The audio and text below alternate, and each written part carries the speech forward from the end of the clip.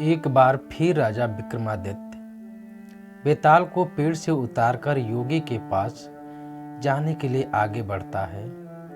हर बार की तरह इस बार भी फिर बेताल राजन को एक कहानी सुनाता है। बेताल बताता है कि बीरबाहु नाम का एक राजा था जो छोटे छोटे राज्यों पर राज किया करता था। राजा अनकपुर नामक राजधानी में रहता था। उसी राजधानी में अर्थदत्त नाम का एक व्यापारी भी रहता था जिसकी मदन सेना नाम की एक बेटी थी। व्यापारी की बेटी अक्सर घूमने के लिए बाग में जाया करती थी। एक दिन एक युवक ने मदन सेना को बाग में देखा और देखता ही रह गया। वो मदन सेना से प्रेम करने लगा था और हर दम उसी के ख्यालों में डूबा रहता है। एक दिन हिम्मत करके युवक बाग में गया। वहां मदन सेना अकेले बैठी थी। उसने नवयुवती को बताया, मेरा नाम धर्म सिंह है और मैं आपकी खूबसूरती पर फिदा हो गया हूं। व्यापारी की बेटी ने उत्तर दिया, मुझसे तुम दूर रहो, मैं किसी और की अमानत हूं। धर्म सिंह उसकी बात नहीं सुनता और उससे विवाह का आग्रह करता है।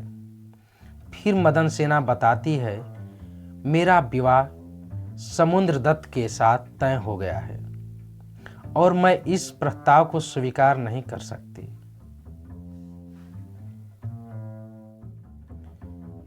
इतना सुनते ही धर्म सिंह दुखी हो गया। गुस्से में उसने मदन सेना से कहा, अगर तुम मेरी नहीं हुई तो मैं अपनी नस काट लूंगा।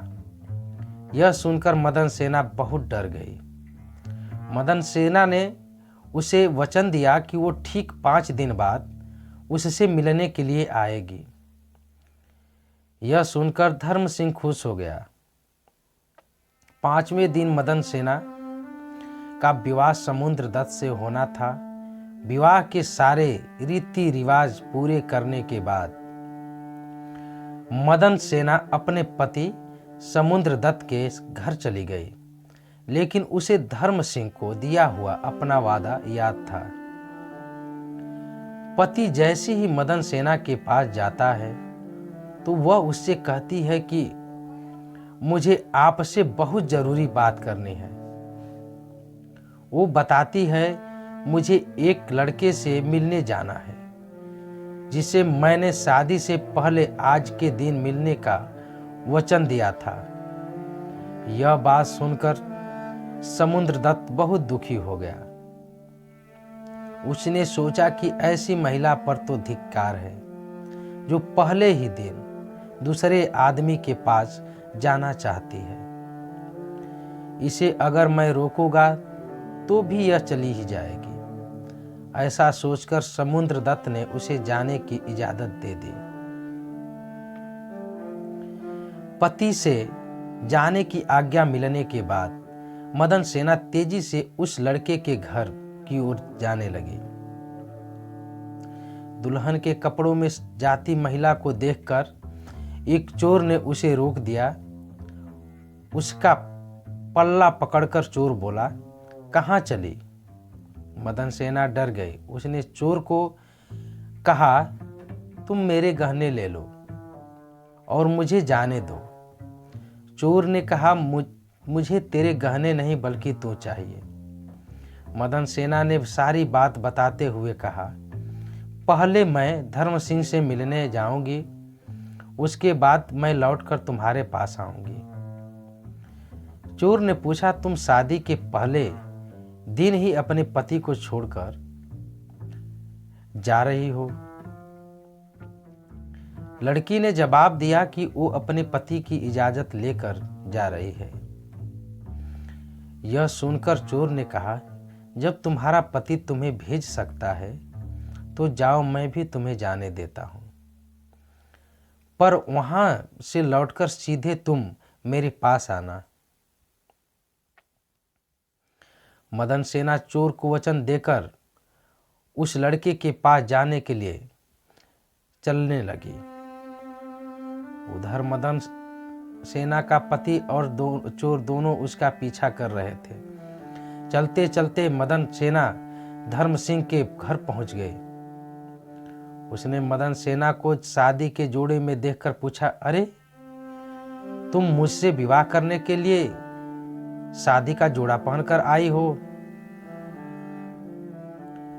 मदन सेना ने उसे बताया कि उसकी शादी हो गई है। इतना सुनते ही लड़के ने कहा, तुम कैसे अपने पति से बचकर यहाँ आई।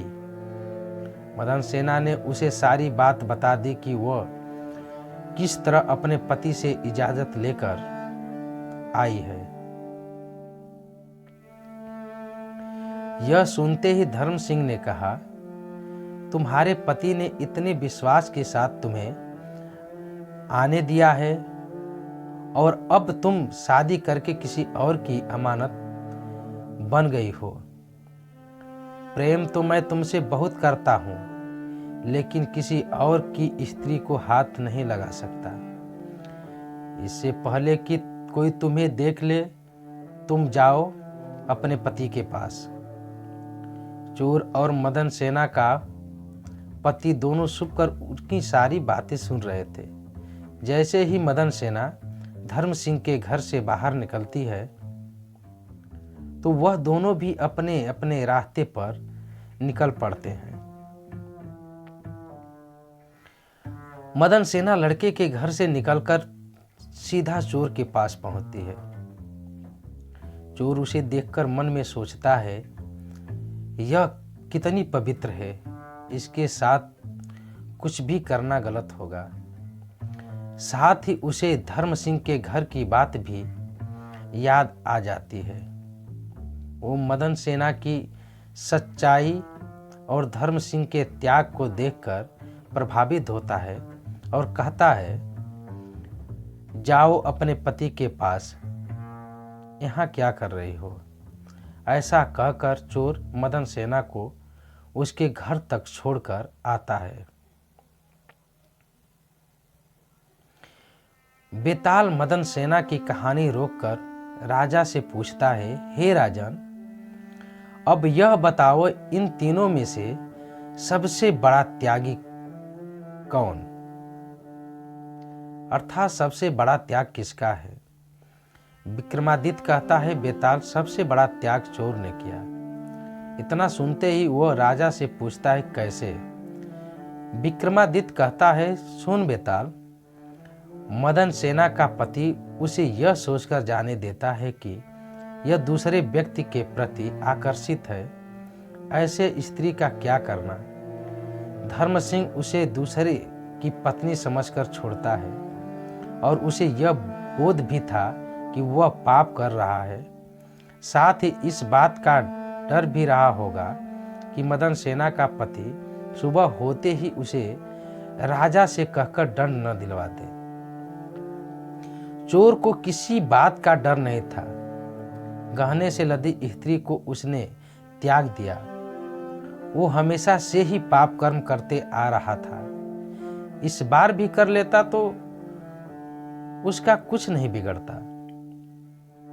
इसी वजह से चोर का त्याग बड़ा है। राजा का जवाब सुनकर बेताल बेहद खुश हुआ और बोला, राजन, तूने मुंह खोल दिया, अब मैं चला। इतना कहकर बेताल एक बार फिर से उड़ जाता है। कहानी से सीख।